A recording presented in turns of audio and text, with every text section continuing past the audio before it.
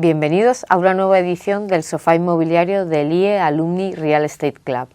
En este año muy especial, que es nuestro 15 aniversario, seguimos con nuestras actividades de añadir valor y de difundir a los personajes más relevantes del sector. Yo tengo la gran suerte de tener aquí conmigo a Miguel Pereda, presidente del Grupo LAR, y también, ahora lo comentaremos, ha hecho y hace actividad docente. Bienvenido, Miguel. Muchas gracias, encantado de estar aquí contigo. Siempre me gusta abrir las entrevistas, el rato que compartimos en estos sofás, dando la oportunidad y disfrutando todos de que os presentéis vosotros mismos, ¿no? Que seas tú quien nos cuenta a todos quién es Miguel. Pues la verdad es que eso es fácil. Miguel, yo nací en el año 63, o sea, he cumplido este año 61 años. Soy de origen, nací en Madrid, pero la verdad es que mi familia es de origen burgalés y vinieron de Burgos a vivir a Madrid. Estudié en Madrid, económicas en la Complutense, pasé por el Instituto de Empresa, hice un MBA en el Instituto de Empresa en el año 87 y personalmente pues además estoy casado desde hace 35 años, tengo 3 hijos, 2 nietos y mi vida sí que es verdad que profesionalmente se ha desarrollado mucho en el entorno inmobiliario y luego pues tengo aficiones normales, me gusta todo lo que tiene que ver con el aire libre, me encanta la montaña, el esquí, la pesca, la caza, actividades muy en relación con el aire libre es lo que me apasiona fuera del tiempo que no dedico a trabajar. Vamos, intenso y desestresante. Y en esta trayectoria que, bueno, como muchos de las personas interesantísimas que pasan por el sofá, tenéis en común el que venís de origen financiero, ¿no? De formación, finanzas, economía. Durante toda esta evolución, ¿cuál es el mejor consejo que te han dado, personal o profesional? Pues mira, es verdad que mi origen además es financiero. Yo empecé trabajando en una mesa de broker, ¿no? Haciendo intermediación de deuda, o sea que mi origen es muy financiero. Yo creo que en un mundo que se ha sofisticado mucho, quizá el mejor consejo que me dieron es no inviertas nunca en algo que no entiendes. Y la verdad es que luego lo he ido aplicando durante toda mi vida, ¿no? En este mundo donde muchas veces te dejas arrastrar por modas, por corrientes y a veces pues por cosas que no entiendes. Quizás es el consejo más práctico que te puede ayudar a evitar muchos errores. Seguro. ¿Y cuál es el mejor o la mejor decisión que has tomado en este tiempo? Pues yo creo que la mejor decisión es trabajar mucho y ser entusiasta con lo que hago. Creo que divertirme con lo que hago. Que en el fondo, pues no sé si es una decisión o es una actitud, pero igual sí, ¿no? Es más una actitud vital. Pero disfrutar con lo que haces. Yo creo que es imposible hacer bien, no digo que yo lo haga, pero es imposible hacer bien algo que no te gusta, que no te emociona, ¿no? Bueno, trabajamos tantas horas que hay que divertirse. ¿Y hay algo que cambiarías o que harías de manera diferente o que hubieras dejado de hacer? Bueno, yo creo que hay cosas, claro, el aprendizaje te lleva a ver que a veces has llegado a sitios por caminos un poco tortuosos, pero eso no significa que recorrerlos no haya sido positivo y es parte de tu aprendizaje, ¿no? No, yo la verdad es que creo que si volviera a empezar con lo que hoy sé haría cosas diferentes, pero no significa que me arrepienta o que hubiera emprendido caminos diferentes en su momento. No, la verdad es que estoy confortable. ¿Harías cosas diferentes o quizás las mismas cosas de una manera diferente? Pues es difícil, claro, es fácil de juzgar ahora a 35 años, seguro que hay cosas al tiempo pasado, pero no, cosas diferentes yo creo que no muchas, a lo mejor de detalle, ¿no? Pero no, o sea, no tengo grandes arrepentimientos ni en mi vida profesional ni en mi vida personal. ¿Y en lo profesional hay algo que te hayas dejado sin hacer que tú consideres que hubiera sido importante o determinante? Por tiempos, porque para avanzar tenemos que descartar, ¿no? Hombre, en la vida, en la parte profesional, hay cosas que no he hecho o que todavía no he hecho. Porque todavía no has hecho. Pero pues yo siempre digo que, aunque he tenido mucho contacto con el mundo internacional, yo no he vivido fuera de España. Pues quizá hubiera sido un tema interesante. Quizá aterricé en el mundo inmobiliario demasiado pronto, por casualidad. Y todavía hay tipologías de activos que me encantará trabajar en ellas y que todavía no lo he hecho, pero vamos, espero poder hacerlo todavía. ¿Y algún destino, quizás, que aún no hayáis tocado? Pues mira, en nuestra parte internacional, yo creo que hay muchos destinos que personalmente me apetece visitar. Me encanta viajar, es una de mis grandes pasiones. Sin embargo, la compañía ha ido reduciendo el número de países en los que opera. En algún momento nosotros llegamos a operar en 12 países, yo estuve involucrado en actividades en muchos lugares. Luego el mundo o la actividad o la convicción nos ha llevado a pensar que quizá no es fácil ser competitivo en tantos mercados y es mejor aprovechar las fortalezas que tienes en mercados que conoces mejor, y ese es un poco el momento en el que estamos. Nosotros operamos ahora en 5 países, yo no veo hoy que tengamos apetito de operar en diferentes mercados de los que ya estamos hoy.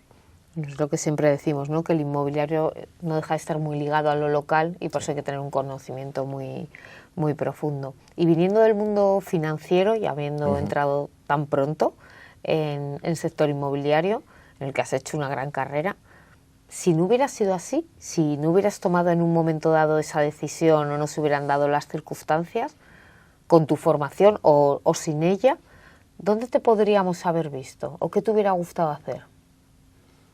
Algo que no tuviera nada que ver ni con lo financiero ni con lo inmobiliario. Yo creo que en mi origen, y quizás eso se ve en mis aficiones, ¿no? Mi primera idea era haberme dedicado a algo tipo pues, la biología o no sé, ingeniería agrónomo, algo muy diferente, algo muy de relación con el aire libre. Y bueno, pues en parte por alguna mala experiencia con algún profesor inicialmente y tal, pero eso me hizo cambiar de rumbo. Pero quizá me hubieras visto en algo radicalmente diferente, radicalmente. Industria probablemente, organización, pero sí mucho más ligado a actividades de otro tipo, agropecuarias o de ese tipo. Has comentado la importancia que tiene encontrarse un buen o un mal profesor, o no bueno ni malo, pero alguien que conecta contigo o no, que te saca lo mejor de ti, que es la gran importancia, yo creo, de los profesores mentores, o quien al revés, ¿no? te tira para abajo, te hace cambiar el rumbo. Nosotros estamos dentro del Instituto de Empresa, en el que tú también estuviste, y una de las grandes características que vemos hoy en día es la formación específica del sector inmobiliario, que antes no ocurría. En el propio Instituto de Empresa los programas eran muy buenos, pero mucho más generalistas. ¿Qué importancia crees tú, tanto por tu propia carrera como por la situación actual, que hubiera tenido para ti hacer una formación específica inmobiliaria, o cómo valoras hoy en día? Tú eres presidente de una compañía inmobiliaria muy importante, que tus empleados o las personas a las que queréis captar talento tengan estas formaciones específicas. Yo creo que es muy relevante, acorta los caminos. O sea, al final, cuando hablamos de experiencia, pues la experiencia es aprender en el camino, ¿no? Y yo creo que una buena formación hace ese camino pues más corto y más evidente. Como tú bien dices, cuando yo empecé a trabajar en el año 89, en aquel momento en el sector inmobiliario, llegabas al inmobiliario pues de casualidad, ¿no? Pues por temas familiares, por casualidades, pero no había vocaciones inmobiliarias, no existían, ¿no? La gente no conocía el sector más que de manera muy colateral. Yo creo que al final el ir conjugando, pues al final inmobiliario son compañías inmobiliarias, industrias inmobiliarias, ¿no? Entonces ir conjugando lo que son las especificidades de nuestro sector con organización, con personas, con análisis financiero, hace que las personas sean más completas desde el principio y que puedan obtener mejores resultados, ¿no? Que sean mejores profesionales. Aparte de la experiencia que van acumulando en el camino, pero yo creo que te bebes la experiencia, aprovechas la experiencia de una manera pues más eficiente y mucho más rápida. Sí. Bueno, está el tema, como también lo has comentado antes, ¿no? Del entusiasmo, por supuesto un cierto talento, mucho esfuerzo, pero realmente no interiorizas las cosas igual si ya tienes esta formación, que además hoy en día yo creo que tiene que ser cada vez más multidisciplinar, sí, porque el inmobiliario no solo es el edificio, sino el tejido social en el que se desarrolla, por supuesto el financiero, el urbanismo, ¿no? Y todas estas derivadas. Y a la hora de gestionar esta formación o de darle importancia, es determinante en las compañías hoy en día la captación del talento y la retención. Sin duda. Y yo creo que desde pandemia, que se han visto determinados movimientos también sociales, es aún más relevante. ¿Qué es para ti el talento, lo primero de todo? Talento... Claro, yo creo que hay muchos talentos. O sea, lo primero es que no hay un talento general, ¿sí? ¿No? Hay talento para cosas creativas, hay talento para cosas científicas. Para mí alguien con talento, que es la gente que te interesa incorporar en la organización, es alguien que tiene una habilidad especial para hacer algo, lo que sea. Y además yo creo que, dicen, el talento se educa, bueno, se mejora, yo creo que tiene un componente innato, o sea, es alguien que de manera innata tiene unas habilidades especiales para algo. Y para algo puede ser para muchas cosas, ¿no? ¿Y igual valoras más sigamos denominándolo talento, ¿no? El que sea casi más una vertical para algo en concreto que un talento más generalista o unas aptitudes? Yo creo que cada talento tiene su lugar y su momento y su manera de explotarlo. Yo creo que hay gente que está en terrenos más de gestión, pues indudablemente son talentos más generalistas, ¿no? de interpretar las cosas, pero hay talento muy específico, pues desde el diseño, en la arquitectura, o desde ventas, talentos especiales de empatía. Pero o sea, para mí el talento está reñido con la mediocridad. Es decir, el talento es hacer algo especialmente bien y probablemente tener unas habilidades, unas facultades especiales para ello, frente a una masa media, ¿no? Exacto, sí. Este año, dentro de nuestro 15 aniversario, precisamente el tema, el gran driver del club es el talento, ¿no? Y nos estamos focalizando mucho en este talento junior y todo lo que implica en su formación y en su potenciación y encontrar un hueco en el mundo actual, pero al mismo tiempo también estamos dando mucha importancia al talento senior, que creemos que aporta muchísimo. Yo misma lo veo en mi equipo, frente a decisiones que hemos tomado últimamente, que se ha incorporado talento bastante senior y ha sido una decisión acertadísima. ¿Qué nivel de importancia le das tú a la retención y a la incorporación de perfiles senior a la compañía? ¿Y qué oportunidad crees que tienen en el mundo actual, que parece que hay una obsolescencia también de las personas, ¿no? Pues yo creo que es un gran error. Es decir, yo creo que la capacidad de retener ese conocimiento de gente que ya lo ha visto, que ya es algo que las compañías tendríamos que trabajar. Es verdad que es un reto, ¿no? Porque retener o atraer el talento senior requiere un esfuerzo, yo creo que por las dos partes. Por un lado, las organizaciones tienen que ser capaces de retenerlo y tienen que ser capaces de aceptarlo, en el sentido que es gente pues, que a lo mejor tiene menos energía, ya no quiere cavar zanjas, y probablemente su motivación económica es distinta. Entonces la organización tiene que aceptar ese perfil.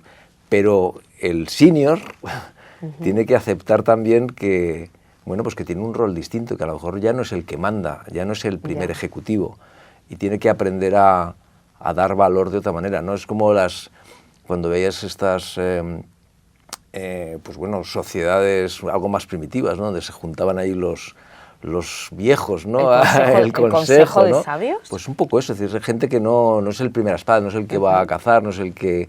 Pero sin embargo, la gente le respeta por lo que significa.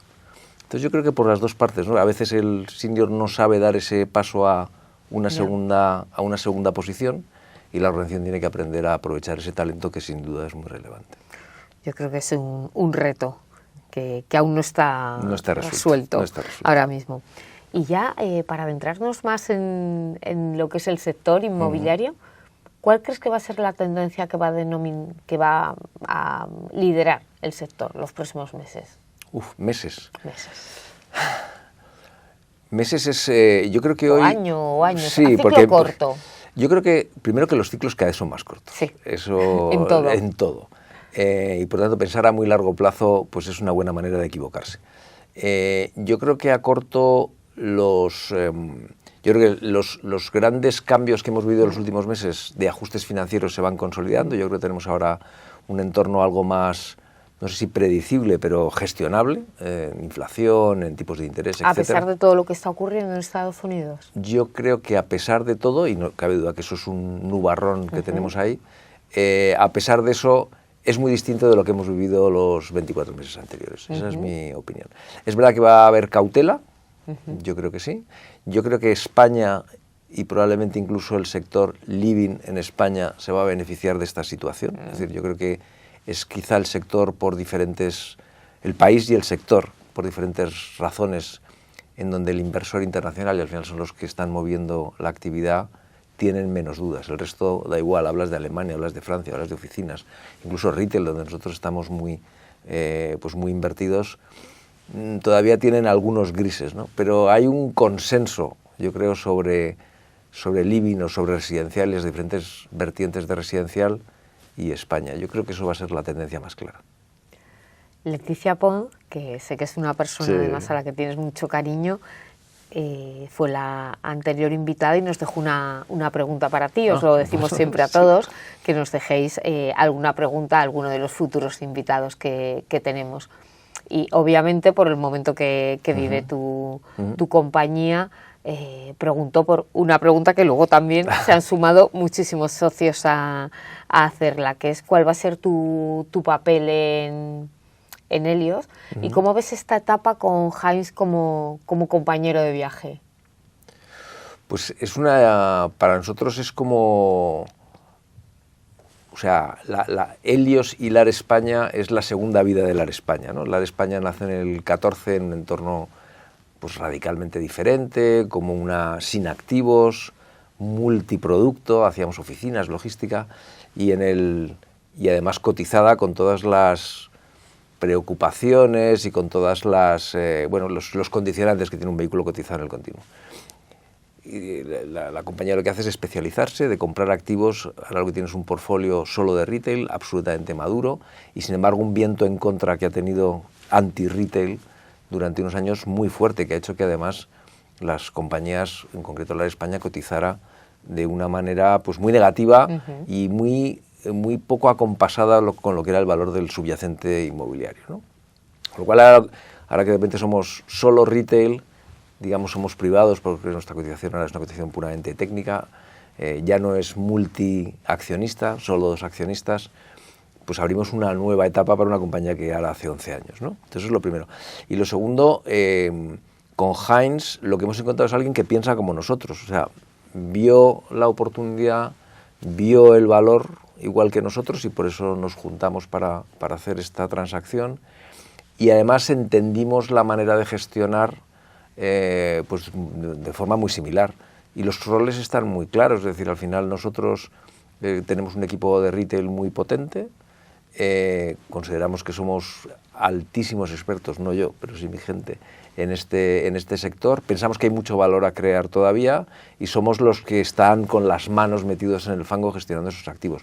Entonces hay una combinación muy buena, hay un altísimo respeto entre los dos socios, hay una compatibilidad absoluta en qué es lo que vamos a hacer en el futuro, y mi rol, que no es de especialista, que es de generalista, pues es dirigir Grupo LAR como el manager que pilota la parte inmobiliaria de Helios, ¿no? O sea, ves sobre todo de manager, ¿no? Sí, el papel de LAR, ¿no? El papel de LAR es un papel, por un lado, de accionista, tenemos un tercio de la compañía, que es relevante, como es lógico, compartimos las decisiones relevantes a nivel de gestión de la compañía, pero la gestión inmobiliaria recae en nuestros hombros, tanto por la parte de asset management como por la parte del property management, donde tenemos una compañía especializada que solamente se dedica a eso. Pasando a las preguntas de los socios, como siempre hacemos una selección, porque bueno, sois personas muy interesantes y que por eso mismo despertáis mucha curiosidad. Y bueno, seleccionamos las que creemos que pueden aportar más valor. Manuel Sach, de Avenue Ventures, nos pregunta cómo Grupo Lar ha apostado por distintos segmentos, lo comentabas tú antes, ¿no? Previamente del mercado inmobiliario, desde residencial hasta logístico y retail. ¿Cuál crees que son los criterios clave que determinan en qué sector invertir en cada ciclo económico? No vosotros, sino en general, ¿no? ¿Y qué oportunidades identificas actualmente en el mercado español? Uf, qué pregunta más difícil. Bola de cristal total. Bueno, o sea, al final, yo creo que uno cuando, digamos, el papel de la compañía, una cosa es qué va a hacer el sector y otra es qué va a hacer la compañía. Lo primero que me interesan las dos. Claro, como compañía tienes que entender dónde tienes partido a jugar, al final, por qué tú puedes hacerlo mejor o igual de bien que otros. Y volvemos un poco a lo que el consejo que te decía al principio, es decir, no te metas en aquello que no entiendes bien, porque va a haber otro que lo va a hacer mejor y te va a pasar por la izquierda. Entonces, muy importante es ser consciente de tus fortalezas y ser muy consciente de tus limitaciones. Esa es la primera. Y entonces, con tus fortalezas eres capaz de leer el ciclo, pero el ciclo ligado a tu propia fortaleza, ¿no? Esa es la primera cuestión. Lo segundo, ¿qué quiere el capital? Una lección que hemos aprendido es que tú no educas al capital, tú no convences al capital. El capital viene convencido, entonces no te empeñes en cambiar lo que él piensa, porque eso es luchar contra los molinos de viento. Entonces, alíñate, puedes tener una convicción, pero si el capital está en contra, en general las probabilidades de éxito son muy bajas.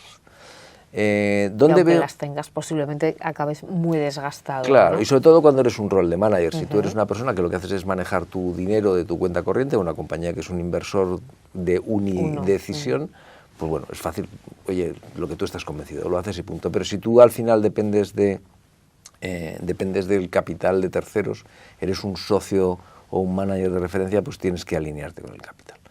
¿Dónde veo yo el valor, ¿no? Que decías? O sea, yo veo tendencias claras y signos claros en el mundo del living. La verdad es que es donde yo creo que el sector hoy tiene más necesidad. Es el mercado más grande, sin ninguna duda. La necesidad es evidente incluso de medir y yo creo que ahí vamos a ver mucho desarrollo. ¿Cuáles son los elementos que al final hoy estamos viendo como claves, ¿no?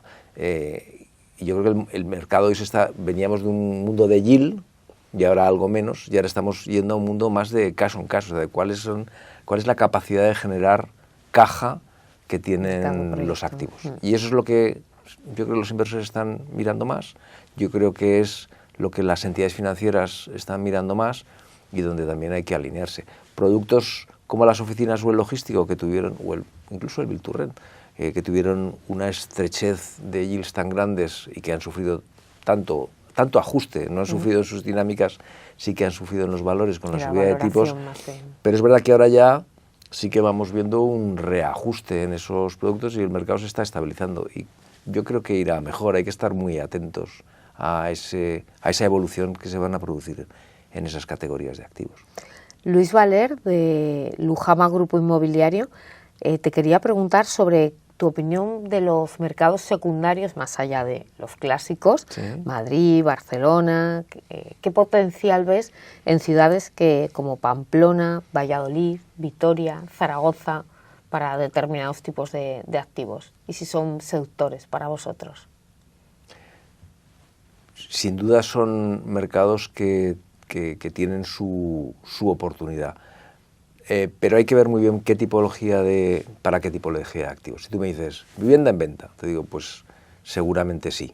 Habrá que ver cuál es la demanda en cada uno de esos lugares, cuál es la oferta disponible y seguro que son mercados que ofrecen buena oportunidad.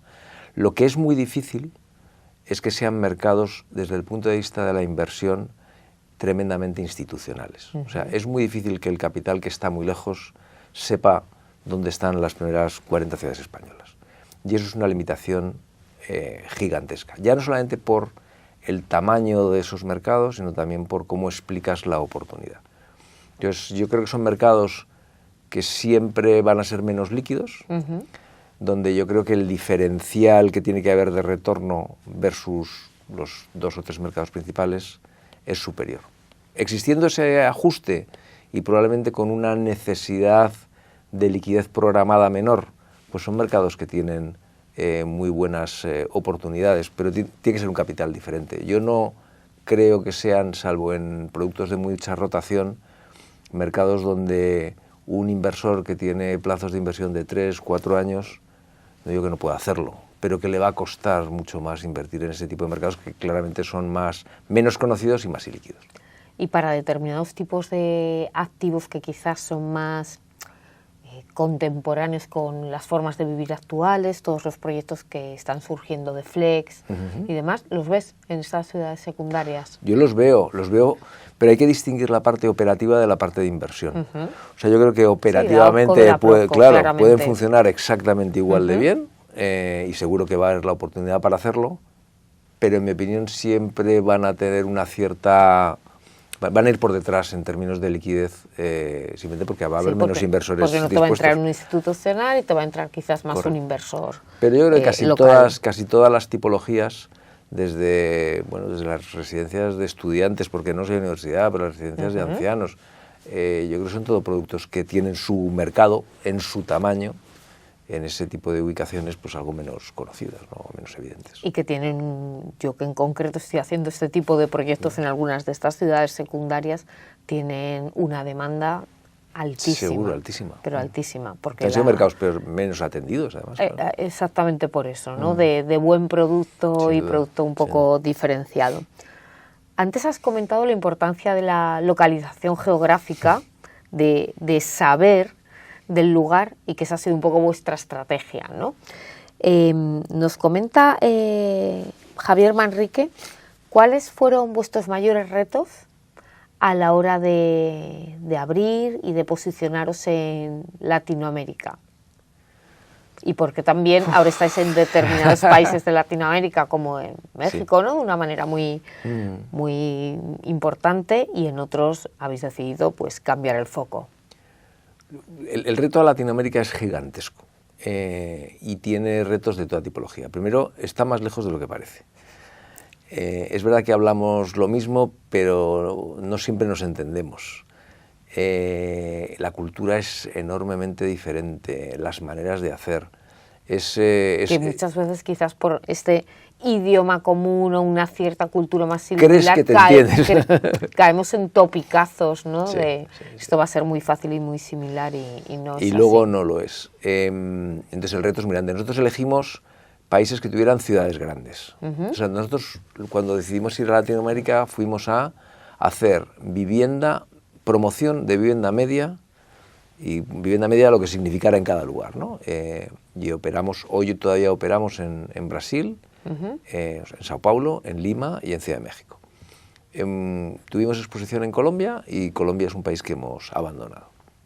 ¿Qué decir de Lima, de Sao Paulo y de Ciudad de México? Pues ciudades gigantescas con una necesidad de vivienda muy relevante. Entonces el reto es ir y el reto es competir en muchos casos con gente que es muy buena. Quizá uno de los errores es pensar que vas allí de colono y que la gente no sabe hacer su trabajo, y hay gente muy profesional, hay mercados que en algunos casos son muy sofisticados. Es verdad que probablemente en la mayoría de las ocasiones en el mercado más de lujo o en el mercado más barato, ¿no? de vivienda más affordable, y el nicho intermedio es el que ha ido creciendo y el que estaba más desatendido en esos países. Nuestra elección, que preguntabas, fue ciudades grandes donde pensábamos que teníamos algo que aportar. Retos, pues retos desde saber cuál es la estructura fiscal, desde conocer cuáles son las estructuras legales para operar, cuáles son las personas relevantes, las compañías relevantes. Todo es un reto gigante. y te das cuenta que solamente con un tamaño suficiente son mercados que tienen sentido. Que tienen sentido. Como además son mercados que financieramente la financiación local ahora es menos bondadosa, y además tienes un reto de moneda muy relevante, porque las son monedas muy volátiles y con el euro pues nunca se han, o sea, no, iba a decir nunca se han comportado bien, pero es falso. No se comportan de manera consistente, o sea, de repente te va bien, de repente te va mal, y hay la posibilidad de hedgearlo es imposible. Ese es un reto gigantesco, quizá el más grande. Aunque lo hagas bien, el reto de la moneda no te lo quitas de encima. Pedro Marín pregunta por un poco la trayectoria que ha tenido Grupo Lar, cómo en 2020 anunciasteis una alianza con Primonial, donde ibais a desarrollar 5.000 viviendas en alquiler antes de 2025. ¿Qué motivo habría para no alcanzar este objetivo? ¿Qué tendría que ocurrir? ¿Y cómo te sientes de cómodo ahora? Aunque es cierto que parece que se están transformando en cifras normales en Madrid, pero ¿cómo te sientes de cómodo ahora al comercializar en María de Molina 15.000 euros metro cuadrado, por ejemplo? Pues respecto de la parte de Primonial,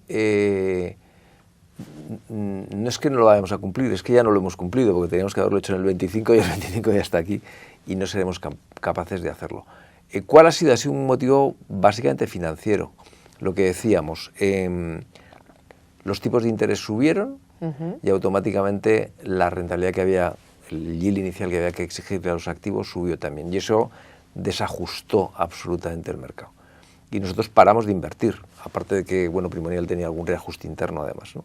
Y nosotros de manera consciente paramos de invertir. Ahora tenemos en torno a 1.600 unidades en marcha, algunas ya en explotación, casi todas ellas, y algunas pendientes de entregar, y los resultados operativos han sido sorprendentemente buenos, mucho mejores de lo que pensábamos en nuestros planes. Pero es verdad que el ajuste financiero y la prudencia que aquello implicaba nos hizo, vamos a parar y vamos a esperar que el mercado se reajuste. ¿Eso inhabilita el plan? No, lo que hace es retrasarlo. Nosotros hemos tenido que parar de comprar suelo y esperar a que el mercado se estabilice, que las métricas vuelvan a su ser, y entonces volveremos a invertir. Pero el objetivo sigue siendo el mismo. El objetivo de Grupo Lar sigue siendo el mismo, sí.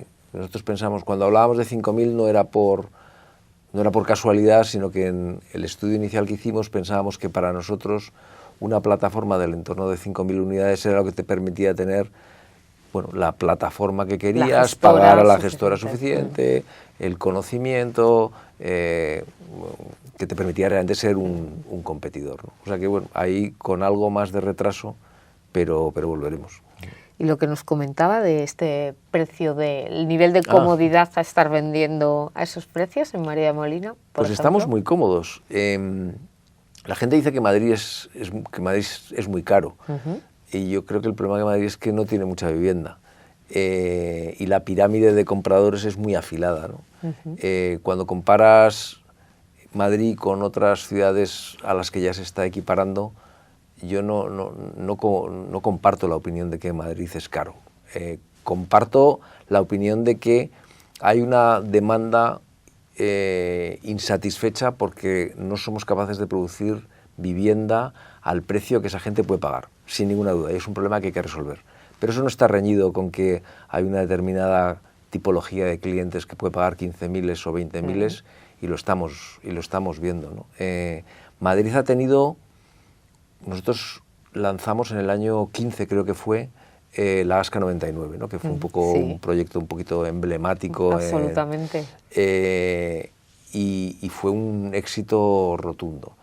Y cuando nosotros lanzamos aquel proyecto, que además lo que hicimos fue de vivienda más pequeña como estaba diseñada, pues irnos a vivienda más grande, lo que nos dimos cuenta es que Madrid no tenía suficiente vivienda de calidad y lujo suficiente para la tipología de clientes que estaban llegando a Madrid, ¿no? Y eso se ha demostrado. Yo creo que no tenemos suficiente vivienda en ninguno de los segmentos, y el de lujo no es una excepción. Bueno, yo creo que en general todos los activos de de lujo. Mira el boom que estamos teniendo del sector hotelero Por ejemplo, de ¿no? Es lujo, un buen porque ejemplo. realmente la carencia, Es bestial. cuando se habla, no hay sobreoferta, bueno, es que lo que teníamos era una infraoferta tremenda. Totalmente. Había clientes que no elegían el destino Madrid porque no tenían, el tenían activo adecuado totalmente. al que quedarse. Antonio Ruiz, de Defensa Patrimonial, te pregunta cuál es tu visión de... Has comentado, sí, además, ¿no? La importancia del living, pero ¿cuál es tu opinión a nivel personal del futuro del co-living y los problemas o las oportunidades que puede tener, y cuál sería cuál es la posición de Grupo LAR frente al mismo? Habría que definir qué es co-living, que eso nos llevaría un rato. Pero al final, una tipología de vivienda o de solución habitacional más flexible en los plazos, para una tipología de gente diferente, con una cantidad de servicios que das al cliente que es más alta, con una rotación superior y con una unificación en la gestión, yo creo que eso tiene su hueco. ¿Cómo es de grande? Pues no lo sé. Crecimiento mucho porque no hay nada. En el fondo todos manejamos 4 ejemplos y hay 4, y hay mucha gente que necesita una solución para vivir, que no es comprar un piso de 3 dormitorios en un barrio consolidado, sino que está buscando una solución distinta. Una solución distinta en lo que le ofrecen, una solución diferente en dónde está, en los formatos. Yo creo que desgraciadamente, y ahí el planeamiento no nos ha ayudado mucho, hemos tenido mucha restricción de qué hacer, y la demanda o las necesidades han ido muy por delante de las soluciones que las administraciones y los promotores hemos sido capaces de poner en la mesa. Yo le auguro, luego serán más dedicados a mayores, a jóvenes, a estudiantes. En el fondo, una residencia de estudiantes y un co-living, pues bueno, pues es dirigida a un colectivo especial, ¿no? Bueno, al final varía el tipo de suelo en el que está localizado. Correcto, pero es y también una un poco muy sí, absolutamente. Y el urbanismo, desgraciadamente, es mucho. Si la sociedad es tremendantemente rápida, ahora mismo el urbanismo sigue siendo muy lento, ¿no? Sí. Para coger esta atracción. ¿Cómo imaginas los centros comerciales del futuro? Es una de las preguntas que nos comentaba Lourdes Barroso, que me parece muy interesante. Vosotros, ¿qué sabéis tanto de esto, ¿no? No solo como promotores, sino como gestores. Pues fíjate, ¿qué es lo que ha ocurrido? Con todo lo que ha ocurrido. Con todo lo que ha ocurrido. Pero si tú ves lo que ha ocurrido, que eso es muy... O sea, nosotros un buen día nos levantamos y nos dicen, el centro comercial va a desaparecer. Sí. Olvidaros porque ya van a cerrar todos y todos vamos a comprar. ¿Qué se piensa en Grupo LAR en ese momento, no? Y entonces en ese momento pues se te ponen un poco los pelos de punta, empiezas a ver que el capital empieza a dejarse arrastrar por esa... Bueno, ¿entra en pánico? Entra en pánico, y lo que vemos es que los operativos no tienen nada que ver con eso, que la gente sigue yendo al centro comercial, que la recuperación... Fíjate que, o sea, si algo ha vivido un test de estrés dramático han sido los centros comerciales. O sea, nosotros, cuando llega la pandemia, cerramos todos los centros comerciales. Los cerramos. Y la gente no puede venir y quedan abiertas el supermercado y las farmacias. Y entonces decimos, bueno, ¿y la gente va a volver? Porque eso sí que era ponerlos a prueba. La gente se ponía a comprar por online, ¿no? Y se cogen nuevos hábitos. Pues hoy estamos en cifras muy superiores de visitas a las que teníamos en aquel momento. La gente ha vuelto. La gente también va mutando qué es lo que va buscando en los centros comerciales, y no hay una fórmula. No es lo mismo un centro comercial en el sur de Madrid que un centro comercial en la mitad de una de las poblaciones que hemos comentado antes, porque la solución comercial que tú le das al cliente es diferente. En algunos sitios es casi la plaza del pueblo. Sí. La gente va a encontrarse, en otros sitios es un comercio pues más de conveniencia, en otros sitios es más de ocio. No sé, nosotros tenemos Lago en Sevilla, un centro comercial gigantesco donde las dos, es verdad que hay alimentación, pero las dos grandes anclas son el ocio, entendido también como restauración, y la moda. La moda, la gente hoy ya no compra porque no tiene que ponerse, la gente compra moda como afición, es casi un ocio, ¿no? Entonces yo creo que toda esa transformación se va produciendo. ¿Cuál es nuestra opinión? primero que no va a haber más centros, o sea, yo creo que sí que tenemos suficiente densidad comercial en España, que se va a extremar, o sea, los que han fracasado es muy difícil que vuelvan a retomar, que los que son fuertes y están bien gestionados van a aguantar la posición, se van a fortalecer en donde están, y que tienen que aprender a evolucionar. Oye, si mañana hay nuevos conceptos, si mañana la alimentación necesita menos espacio porque ya el hipermercado no quiere vender bicicletas, bueno, pues hacer el hipermercado más pequeño y poner una tienda especial de bicicletas. O sea, son espacios que tienen que en sí mismos, si tienen sentido donde están y están bien gestionados, ir evolucionando pues con lo que quiere tu cliente para ir viendo. Sí, lo mismo que estábamos comentando del sector residencial, que tiene que adaptarse a las tendencias entonces de la demografía, ¿no? Claramente, entonces requiere mejores ubicaciones y mejores gestores. Y quizás una vertiente más experiencial en muchas cosas. En algunos sitios sí y en otros no, algunos es más... sitios no. Yo creo que no hay una fórmula. Hubo un momento que nos dio la locura de la tematización de los centros. Yo no soy un fan de la tematización de los centros, porque creo que la tematización en general es efímera. Tú lo pintas de no sé qué y la gente se cansa. Tú lo que tienes que darle es un motivo para ir. La gente en general va porque la experiencia en su conjunto, hombre, el centro tiene que ser bonito, tiene que estar bien mantenido, y tiene que tener una oferta comercial atractiva, que le haga volver. Para mí ese es la gran tracción. Sí, pero no solo tanto tematizar como que puedan tener diferentes experiencias ellos allí, ¿no? Que sin duda, eso es parte de la oferta, ¿no? Sí, si tú tienes buenos restaurantes, si tienes... eso es parte de la experiencia. Pero igual, como decías, en determinadas ubicaciones, igual que ocurre en el sector hotelero, sí que hay un segmento de la población que sigue queriendo y necesitando, a mí, dame soluciones básicas, sencillas, back to the basic que estamos viendo que también demandamos, ¿no? Y que tiene su nicho, nicho muy importante. Un nicho muy importante. Lo que tendrás es que, a lo mejor, si tú tienes un centro de conveniencia, que hay una farmacia, una tintorería, un supermercado, pues no te va a venir nadie de 30 minutos en coche. Bueno, vas a vivir de una población más reducida y, por tanto, el tamaño de ese centro va a ser más reducido, porque, bueno, va a una cosa concreta. Y, sin embargo, tienes... Antes poníamos el ejemplo de este que tenemos nosotros, de gente que te viene de la provincia de al lado, o de 2 provincias más allá.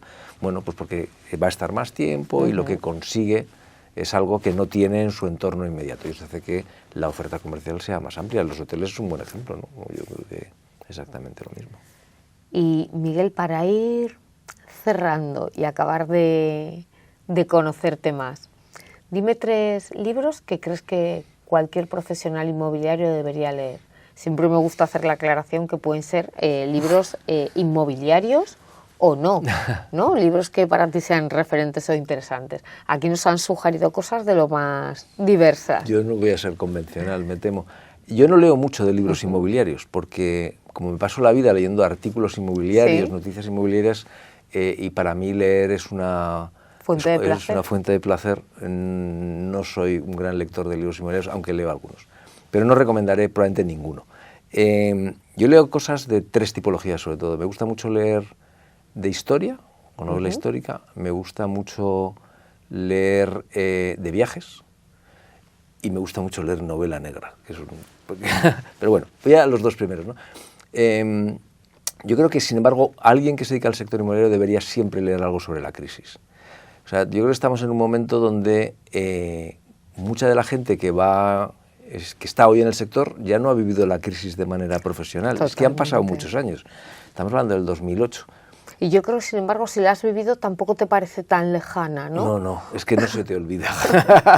Las cicatrices no son pequeñas. Entonces yo creo que todo el mundo debería leer algo sobre lo que fue la crisis financiera e inmobiliaria. Yo me acordaba ahora uno que se llama La Gran Apuesta, y que tiene algo que ver con lo de no hagas lo que no entiendes. Yo lo recomendaría para ver cómo era ese entorno de locura y a qué nos llevó. Me parece un libro interesante. De viajes, pues mira, de viajes yo soy fanático por ejemplo, de Javier Reverte, ¿no? Hay libros como el libro el Río de la Luz o Vagabundo en África. Me parece libros muy interesantes de mundos que nos pillan muy lejos, ¿no? Pero que él recoge bastante bien cómo se vive en esos lugares. Y volviendo a uno que tampoco creo que ningún inmobiliario, ninguna persona debería dejarse de leer, y es del periodo entre guerras, de la Primera y la Segunda Guerra Mundial, que explica mucho de lo que pasa en nuestra Europa. Es un libro de Stefan Zweig, que es Memorias de un europeo, que me parece que también es muy bueno, te pone muy bien en contexto de lo que fue aquello, y todavía vemos algunos coletazos de aquello, ¿no? ¿Y qué viajes recomendarías? Todos. Todos. ¿Consideras todos. que para el sector inmobiliario puede ser especialmente...? Hombre, para el sector inmobiliario, claro. Sí, no tanto para copiar, sino igual porque sea lo que te agita, porque sea lo que te sirve de... Yo creo que las grandes urbes en general. O sea, ahora hablamos mucho de vivir fuera de las ciudades, la España vaciada. Yo creo que hay un efecto imparable, que es que las ciudades grandes cada vez son más grandes y cada vez atraen a más gente. Y entonces Latinoamérica en eso es muy interesante, ¿no? Un Sao Paulo, un Ciudad de México, como un contraste, y luego quizá pues ciudades... A la ciudad de los 15 minutos, ¿no? Claro. Que es como cómo se gestiona esto, ¿no? Bueno, barrios, me parece que son ejemplos muy... algunas ciudades asiáticas, de luego las americanas, pero Latinoamérica en general es esa especie de ciudades gigantes, contrastes de riqueza tan enormes, desorden estrepitoso. Me parece que nadie debería perdérselo. ¿Qué persona ha sido muy influyente en tu trayectoria y te ha marcado mucho, o alguien que tengas a día de hoy que siga siendo clave para ti? Hay mucha gente que en tantos años te va dejando sus pozos, ¿no? Yo tampoco diría que he tenido un maestro, ¿no? Pero sí que durante mi carrera hay gente a la que he admirado mucho. Alguna vez lo he dicho, yo admiro mucho a una persona que me marcó en alguna de sus enseñanzas, que se llama Jeremy Newsom, que fue CEO de Grosvenor, a quien conocí hace muchos años, y luego estuvo en el consejo de Grupo Lar, manejando una mega compañía familiar.